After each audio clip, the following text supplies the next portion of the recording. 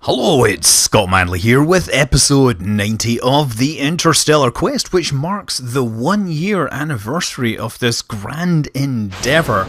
And, well, speaking of grand endeavours, we are planning to take this spaceplane to the surface of Eve, but before we go there, we need to perform some more tests. Now, we've already had several test flights, which I have shown you, and I think I've solved most of the problems, so it's time to take it out beyond the atmosphere, and actually, we do have a need for this spacecraft. We have a mission which will take it to Minmus, and Minmus is great because we will be able to bring it back at close to 3 kilometers per second, which will be great for testing its re-entry capabilities, its ability to land on target, and most importantly, its ability not to disintegrate. Now, of course, the point of this is that we are going to find deficiencies, things that we can fix. But right now, it certainly doesn't seem to be lacking in terms of thrust-to-weight ratio. This thing gets into space very easily. In fact, the only thing is I need to back off on the thrust during some parts of the atmosphere because it will tear itself apart due to having too much acceleration. But yeah, once we get into orbit, very simple process. But since this is a test, we can go above and beyond the mission requirements. We can really push the envelope here, really test those engines. And yeah, with being very aggressive with my rendezvous, we managed to get the arrival time down to about 4.5 hours, which is obviously way faster than normal. We could have gone a whole lot faster still. But truthfully, it would be rather embarrassing to find out that there was still some flaw, such as, say, running out of power halfway there and then being unable to turn around and, of course, having to send yet another rescue mission. Yes, we have Gilmore and Durdos Kerman, and they can see from the observation deck of this plane, Minmus coming, visibly getting closer towards them as they travel towards it at about 2.6 kilometers per second. Now, this is a space plane, and I have an interesting plan for actually touching down on this. If you remember many episodes ago, I did one of those episodes where I actually covered the construction of the vehicle, and I talked over all the parameters that Ferrum Aerospace gives you and how you can use it to deal with your, accomplish stability and all that. Anyway, that aircraft flew to Minmus and then landed on its tail, breaking off the tail. Well, I've decided that I'm not going to attempt that. What I'm going to attempt to do is skim across the surface on those planes there, those very flat areas, and try to use them as a runway. Now, of course, I can't use them as a runway like with wings. I have to use a grazing orbit, not grazing orbit. I'm not going to be like eating grass off the surface of Minmus. No, I'm going to be flying very close to the surface, and this will require, because of the rotation of the planet, I think I'm actually going to have to add some extra thrust to curve this thing around. Now, I remember I demonstrated this many years ago, back probably like over 2 years ago. I demonstrated landing on these flat lake, we called them lake beds back then, because honestly we didn't have a better name for them, and truthfully we don't have a better name for them right now because we still have no idea of what the geology of Minmus is beyond some imagined pudding jokes. So yeah, I'm just trying to put this here and of course drop some of my velocity, right? So I'm burning at about 1/4 thrust and slowing my surface velocity down. You can see that we're running this at 4 times time acceleration. And another thing became very evident to me as I was doing this, and this is obviously running at 4 times regular speed, and you really don't want to hear me talking at 4 times regular speed because those big words with many syllables just start to sound too percussive and complicated, and they really sound more like farting rather than actually talking, although some people might say it could be an improvement. Who knows? Anyway, I think it's rather appropriate that I'm moving at such velocity since I just went off on another tangent, and this is almost like a tangent when you're flying at these speeds. Yes, so as I was saying, I discovered that this spacecraft was extremely under-specced in the rotation department. It really only had the crew cabin to give it any torque. Therefore, I found it very, very hard to make it turn. But anyway, let's listen to old me as I try to figure out how to land this thing safely. Okay, so we're just clearing the mountains and we're bringing it down over these lake beds here, right? So what I've got to do is I'm pointing it down. I'm trying to actually slow myself down at the same speed. Surface velocity is really too high here. Okay, so what I think I'm going to do is I'm going to bring my periaps height down below the surface, and then as I'm coming in, I'm going to thrust upwards to slow my descent, my sink rate just enough so that I will turn it into a grazing trajectory, and then hopefully I will have enough time. If I can turn this thing, oh my god, okay, landing gear coming out. This is going to require some real anticipation here. I can see those hills there. I do not want to crash into the hills. So there, let's try and kill my sink rate just a little. 5 kilometers up. And my periapsis, stop! There we go, 400 meters. Okay. I'm going to graze 400 meters above the surface. That means that I should... Oh, no, I did not mean to do that. Okay, now... Oh, God, it's turning the other way. It's turning the other way. So here's the thing. To land this, you want to land it in reverse because you want to have the engines pointing the wrong way. And I keep... Come on! I keep getting my yaw and roll mixed up because I'm looking at the vehicle on the screen. And I don't really care what way it's facing right now, to be honest. I just need to slow things down before I smash into those mountains. Okay, here we go. 166 meters per second, which will put... That is just about orbital velocity, right? That gives me an apoaps of 20 and a periaps of 4, which means or minus 4. Okay, so I'm just going to adjust in this direction, and now that is practically orbital velocity. So... kill my vertical, and I don't know where the impact point is. It tells me my impact time is 1 minute 23 seconds. That's the important number. Okay, get myself oriented because in 1 minute 23 seconds we are going to bump into the surface, and I want to have my wheels pointed down at that point. I do not have much time to adjust this. It really does feel like an airliner or something. It is turning incredibly slowly and I keep overshooting. It does not help that... Oh man, this is so hard. Okay, now can I think it is so hard to see as well because the map, okay, it says 38 seconds there. Right, okay, so I think I can see where the hills are, but the problem is these clouds... The way the clouds are being rendered, you see it produces ridges because they're being drawn as kind of layers of sprites with alpha channels. So it's actually really hard to tell where those hills start there. Like, you see those ridges? Are those near me? Or am I going to hit the ground? Am I going to hit the hills before then? This is not good. Okay, let's... You know what? I'm not really 100% comfortable with this. Impact time. Yeah, it says, wait a second, my impact time is like 10 seconds out. I think that if I use this, I'm going to collide into those hills. Because my impact time says 10 seconds. So I think the hills must definitely be there somewhere. Yeah, okay. Nope. Okay. We should abort this and just turn around.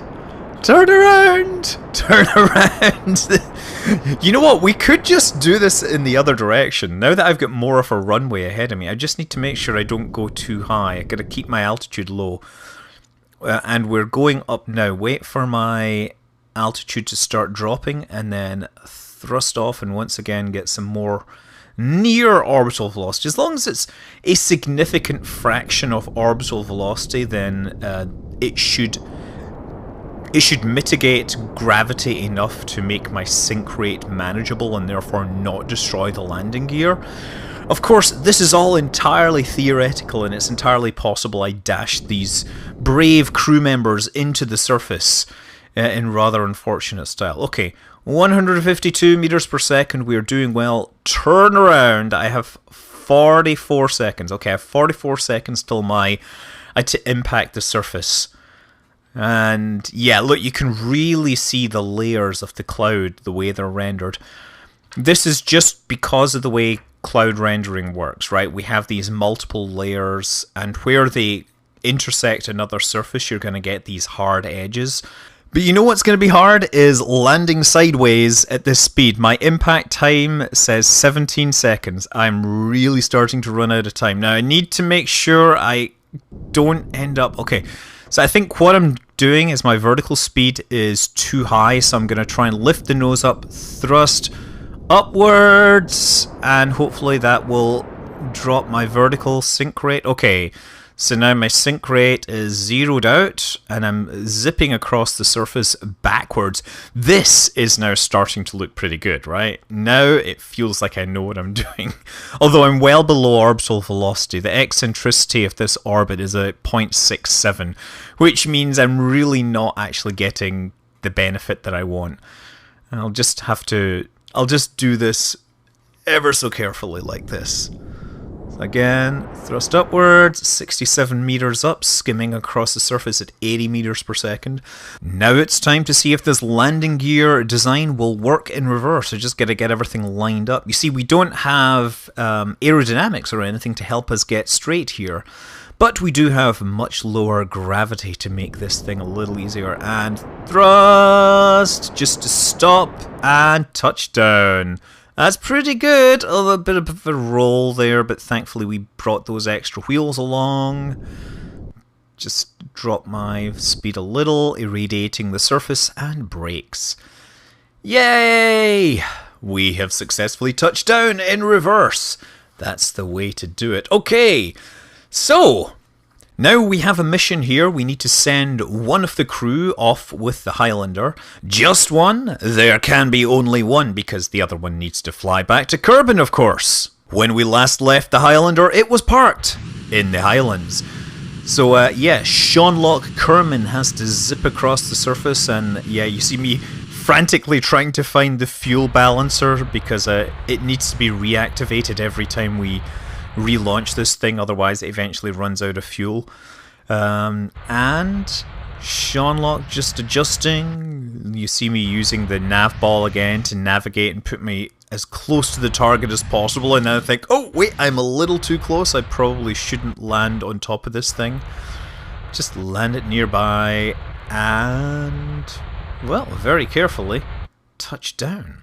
So it's decided that Gilmore Kerman will be our man on the scene. That means we will now have two Kerbals in the lab, and Seanlock Kerman will be the pilot. It means they can, of course, now utilize the full scientific potential of this lab to acquire all the sciences from all the biomes.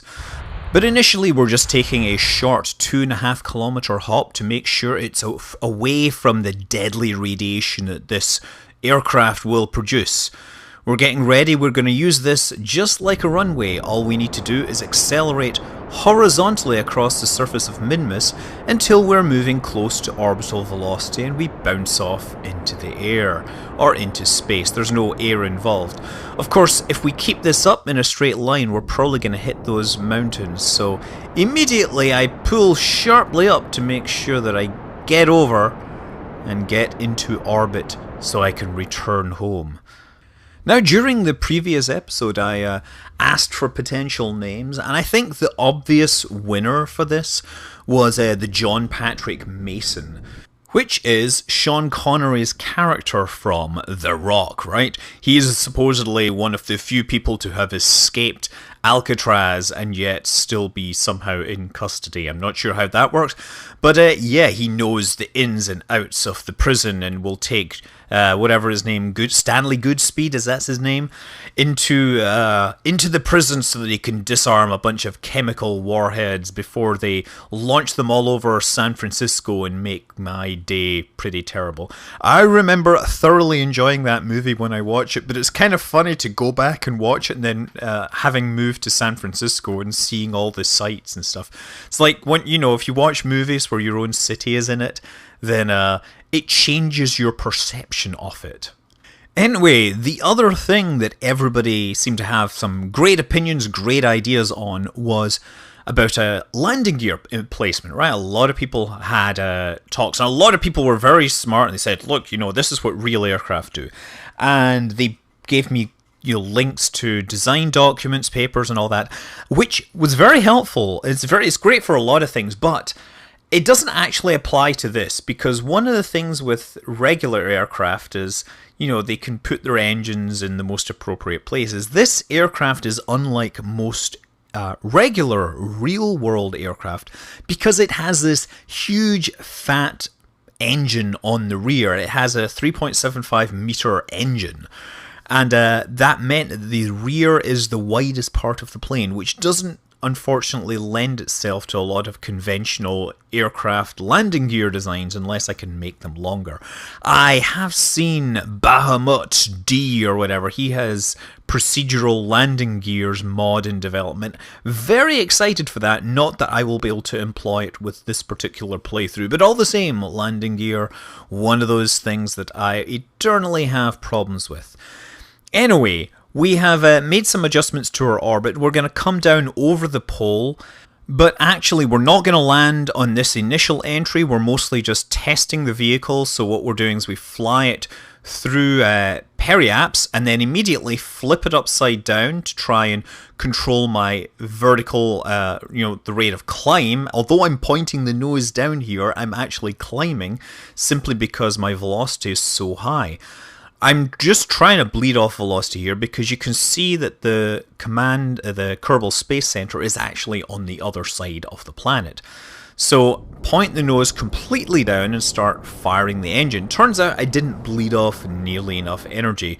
So now I need to actually, take it off using the engines just so I can actually come down over near where the Space Center will be when I get around the other side. There will probably be a lot of corrections that need to be done here, but largely I'm mucking around with testing how this behaves. So it is entirely a test mission. It can be as sloppy as it likes, and it will all be good scientific data. Of course, test flights are not without danger, but I'm not wanting to get into too much detail right now, but yes, we've obviously heard by now about Spaceship Two, which had a fatality on Friday. Really sad. A lot of people early on were saying that they didn't think the engine had been tested correctly, and some people claimed that they had seen the engine exploding. But the National Transport Safety Board or whatever, they have so far looked into it. Because it was a test flight, they have a lot of data to work with. They were pretty much able to say on Sunday that it was not an engine failure, it was not an exploding engine. It was an aerodynamic breakup caused by the feathering system deploying while they were early in powered flight mode. And not sure exactly what happened just yet. It is all speculation as to what led up to it, but we'll find out more in the coming days. Anyway, I'm trying to get myself set up for final descent. I'm moving at around 2 kilometers per second, and I'm doing a grossly inefficient plane change maneuver here. So you see me just bringing the whole vehicle around here, adjusting my orbit to try to bring it down roughly in the vicinity of the Space Center, which requires this ridiculously energetic plane change maneuver. In addition, what I'm also doing is, my orbital velocity is dropping, so I actually thrusted upwards to, bring myself back out of the atmosphere slightly, and then slowed myself down so I will enter the atmosphere very steeply, and that will actually be a much better test of the aerodynamic limits of this vehicle. We all know that the crew can escape in the worst case scenario, but if this thing can survive the re-entry at this very steep angle and perhaps get lift back, then it should be a good sign for the vehicle in general. Watch the vertical speed as I'm coming down here, right? I've got the nose placed very high, and my I'm showing large angle of attack, side slip, and then you see vertical speed starts decreasing very quickly as we start heading through about 20 kilometers.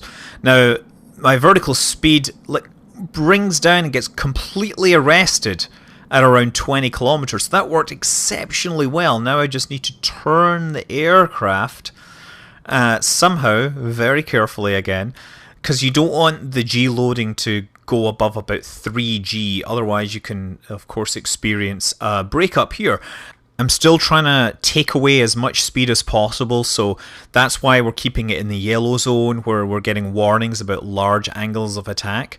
But once we actually get ourselves pointed and get below about Mach 2, then I can perhaps flatten out the trajectory, get it more in line there, and now get it back into the kind of the green nominal flight region.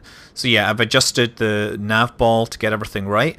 And now we're going to just try and fly the whole thing down without using engines. You'll see that in previous flights I've been using engines a lot to put these things exactly on target here, but this one does not require that. In fact, I think given my excess altitude I'm probably going to have to use the air brakes before I land, but we won't use it until we're absolutely sure. Somebody corrected my quote from the Dream Chaser video where I said speed is life and the second part is altitude is life insurance. And as I flick the brakes on and off to slow myself down, we go back to old me, who will finally land this thing. Durdos Kerman, you've got this thing lined up. Oh, nice! I like the way the shadow is right on the runway. Use the air brakes, use the air brakes. Watch the sync rate! Oh! Crikey! Okay. Durdos, you overdid it again. Apparently we still have landing gear though. Just watch this. Oh, no. Don't knock over the flag! That's my favourite flag! Oh, okay. Wow, that was lucky. And nice. Nice. Well, at least you didn't destroy anything like that science you had on board. But that is interesting that despite losing the engine and losing the rear section of the aircraft, those landing gear still seem to be sitting there. I'm sure Durdos is happy to be alive nevertheless. Oh look! Apparently he doesn't have a helmet here. Jumps out the back. Oh! Ow! Yes. He's going to inspect the rear and give them a quote for repairs or whatever.